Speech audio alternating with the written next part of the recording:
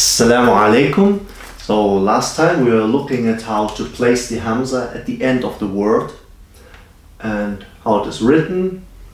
Some exceptions, but normally it is written sitting on the line as an own independent letter.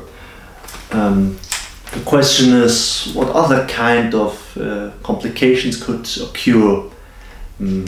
Generally, if we add some endings, I mean something like if there was a regular plural ending una for the masculine plural, or at for the feminine plural, or maybe the dual ending ani, then of course the Hamza will be in the middle of the word, and so it will the rules which we have learned before for how to place the Hamza in the middle of the word will apply.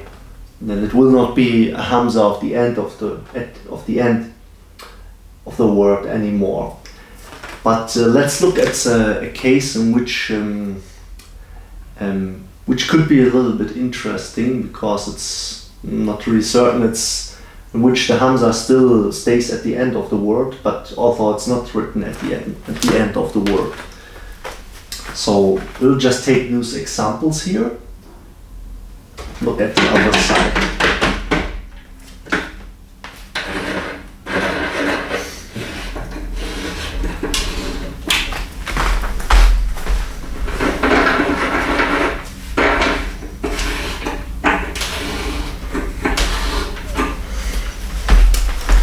So, for example, we take Masa.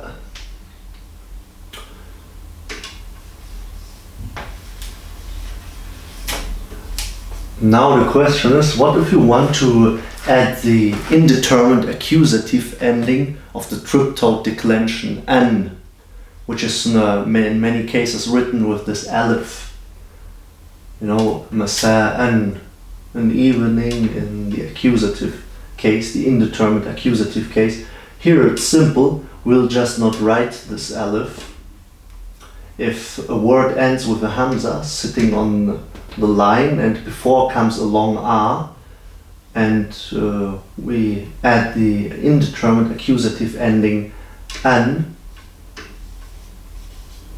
we'll just not write this aleph. Masa'an is written like that. Of course, normally you don't write those diacritics, those two fathas. Let me take another pen which writes better than that one. Oh, yes, better. Masa'an. The other example would be khata. Khata.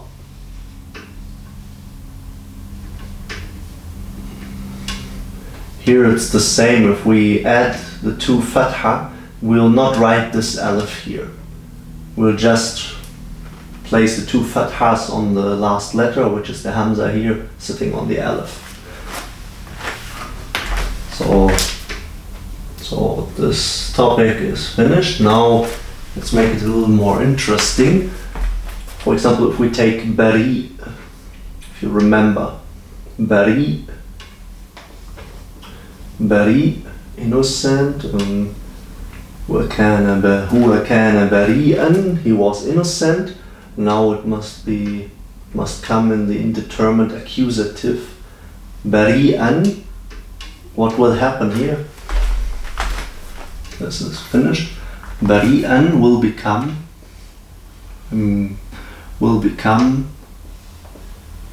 this bari'an. It will be written like this. Now the Hamza wants to sit on a ya without dots. If we add this aleph for the indeterminate accusative ending an of the triptone declension. Next example would be, like we did last time, same order, hudu. Uridu hudu'an, I want silence. Hudu'an. What will happen here? Nothing. It is just written like that. I mean, normally we don't, maybe you will not write those two fathas, depends. I tend to always write them if I text with arrows, but at least you must write the aleph. So here, nothing will change. The Hamza will stay on the line. Next example would be shay.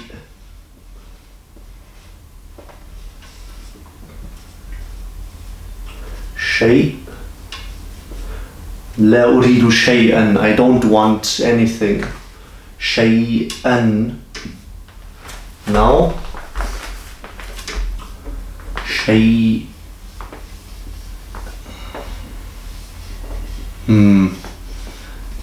Again, right? We can see it. Hamza wants to take a ya without dots to sit on it. Shay'an. That's how it is written. On the left side, that's how it is written. This is just for experimenting. And here, no aleph at the end. Now, bow, light.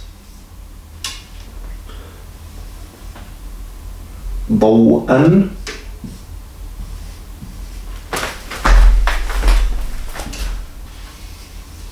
Bow'an.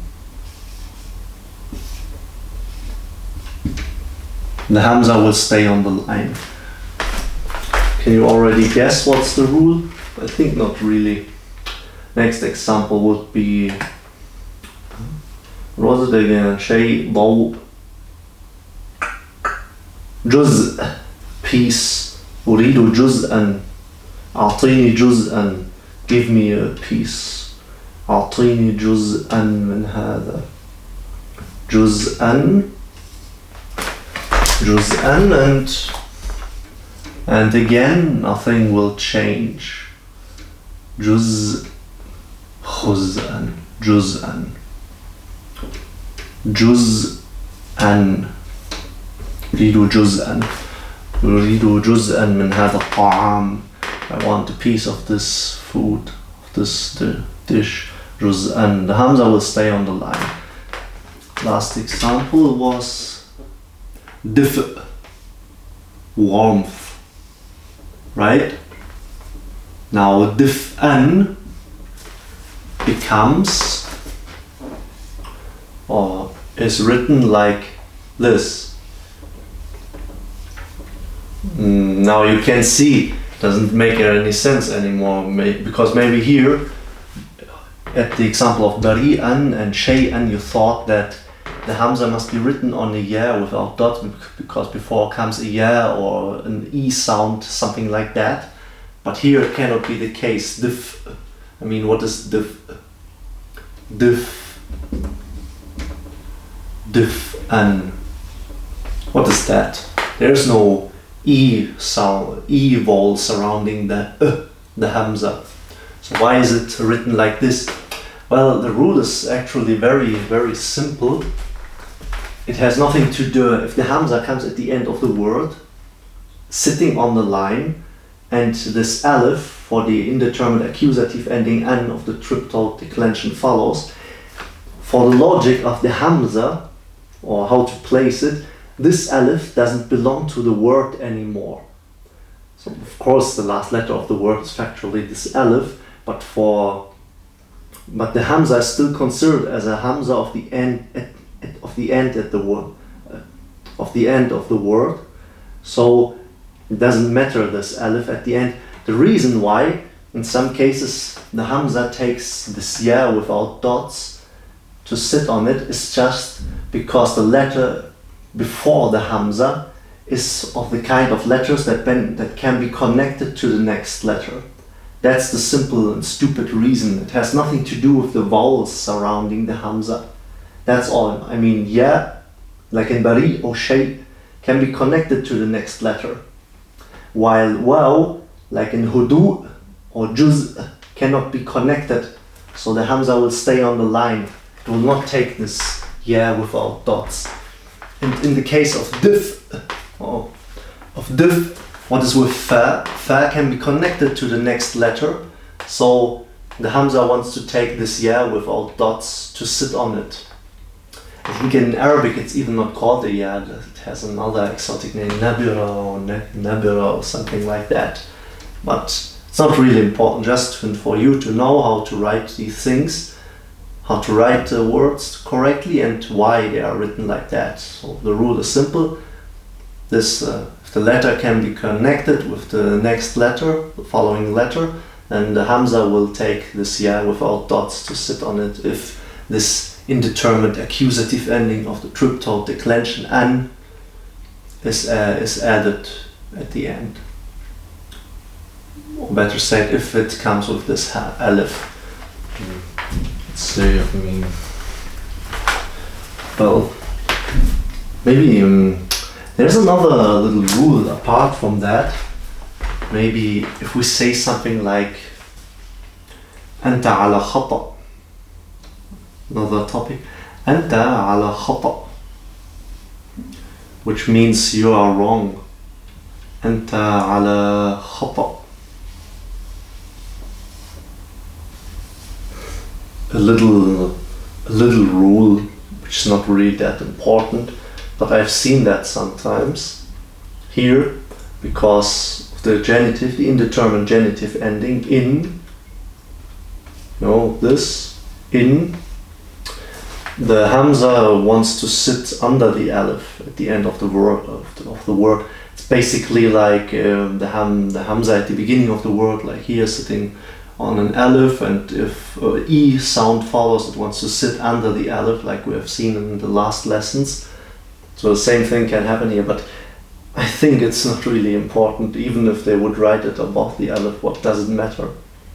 So, but interestingly, here you could say, if the Hamza comes at the end of the word and sits on an aleph because before comes a short a, the case ending seems to still affect, although normally we say the Hamza is at the end of the word. It still affects the Hamza, so it wants to sit under the aleph. أنت على خطأ. أنا في